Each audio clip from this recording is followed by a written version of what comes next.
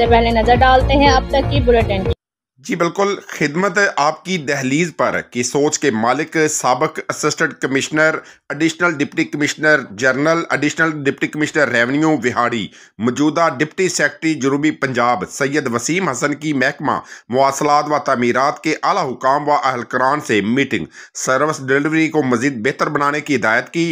Deputy secretary जनूबी पंजाब का कहना था कि तमाम अमूर को ईमानदारी से निभाया जाए, फ़राइज़ मनसूबी की अंजाम दही में किसी किस्म की लापरवाही ना बरते और शख्सियत में निखार लाए। सैयद वसीम हसन का मजीद कहना था कि तमाम अफीसरान व एहलकारान खुश अखलाकी और ईमानदारी को अपना शेवा बनाए। बेहतरीन सर्विस डिलीवरी मेरिट पर फ़राइज़ की अंजाम दही अवलीन तरजीह होनी चाहिए।